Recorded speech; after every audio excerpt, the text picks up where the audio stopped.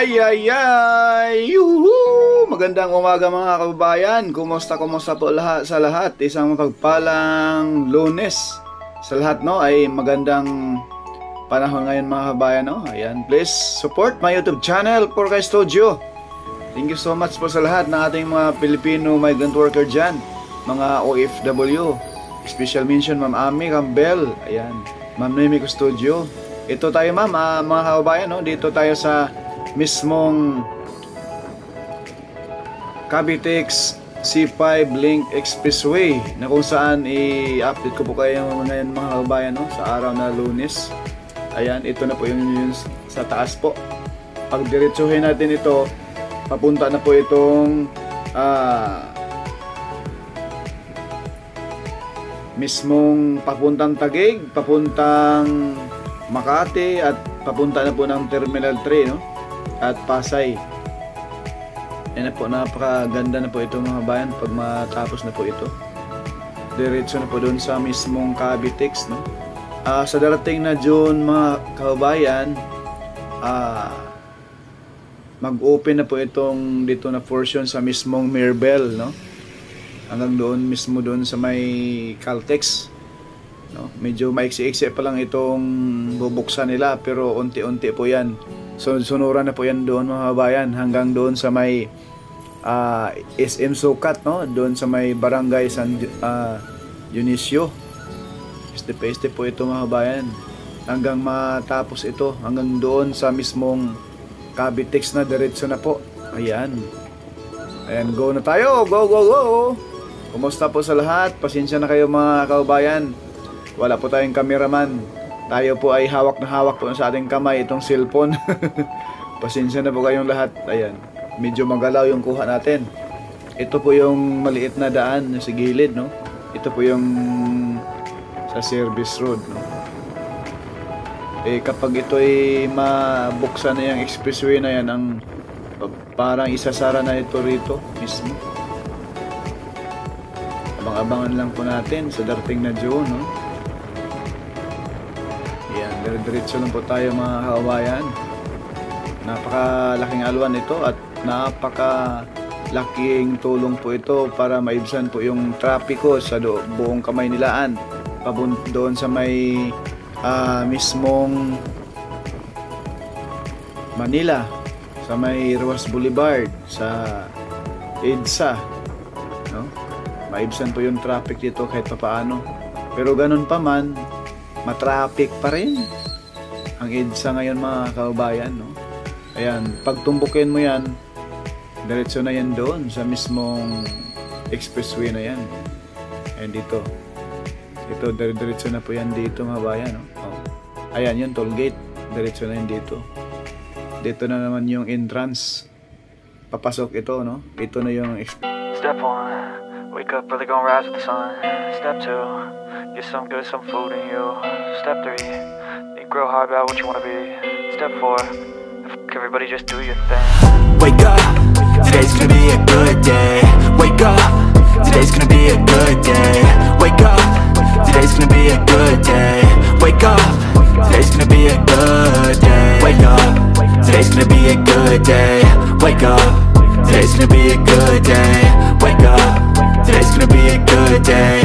Wake up, today's gonna be a good day. Yo, set your affirmations, aspirations. I got shit to do, the aftermath of preparation. Good food, good mood, blood in circulation. One step at a time, yeah, that's how you make it. Set a goal you control and the steps you take them. I try to pick one thought, have some concentration. And if I make a mistake, it's called education. I try to do this every day, call it replication. Wake up, today's gonna be a good day. Wake up, today's gonna be a good day. Wake up, today's gonna be a good day. Wake up, today's gonna be a good day. Wake up, today's gonna be a good day. Wake up, today's gonna be a good day. Wake up, today's gonna be a good day. Wake up, today's gonna be a good day. So life ain't easy, yo, I think there's a reason though. Ups and downs, just like every different season, yo. Sometimes I'm high, other times I'm barely breathing, though. I always gotta fight and hide from the demons, yo. Negative thoughts are poison, they rot, Head full of flaws, so here come the clouds. They'll never stop unless I can swap all the bad for the good in my head when I'm lost. Yeah, so I'ma fake it till I make it. Positive thoughts are overtaken, I got patience. One day at a time is how you operate a cadence. A flow, you grow, you show yourself a foundation. Stay away from all the shit that causes temptation. I know that I like to do it cause it's sensation. I live my life in my head like a narration. Don't expect greatness, do my best, man, I'll take it. Wake up, today's gonna be a good day. Wake up, today's gonna be a good day. Wake up, today's gonna be a good day.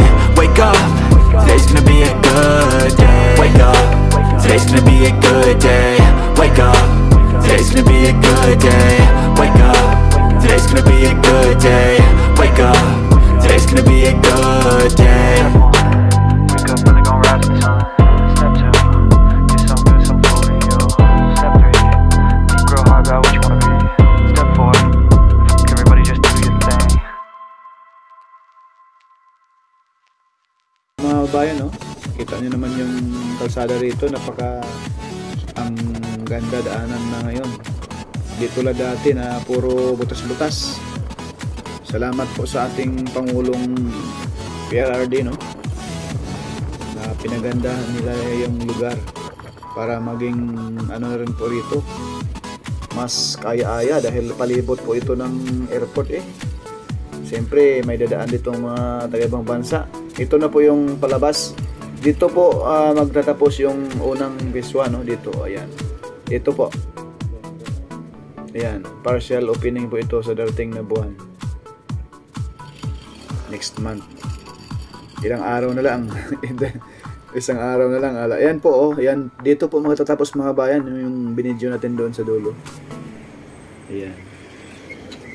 Diba? Diretso na po tayo. Ayan po, yung sa gilid. Hanggang dito lang po yung espalto, no? Ayan. Dito na tayo sa bandang malapit sa SM. Para masilayan ninyo rito. Ayan po, dito po tatagos yung expressway na ito.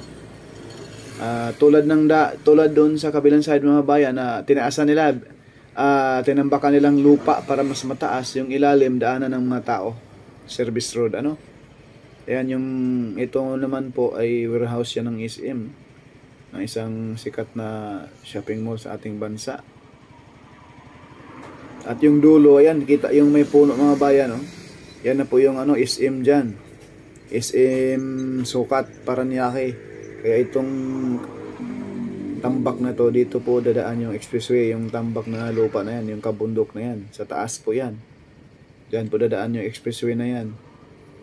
At yung service road na dinaanan natin, yan na po yung sa ilalim. Ayun na po, oh, nasa malayo mga kabayan. Kita nyo yan? Yan. Diyan po.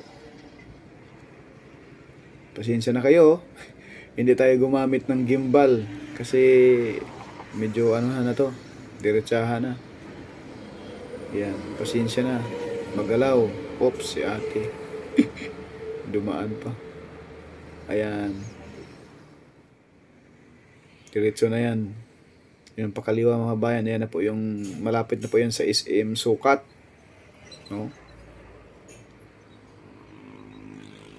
Pasensya na po, magalaw ang aning kuha. Ayan, dito na tayo sa mismong malapit na sa SM Sukat. Yung kabundok na yan mga kabayan, no?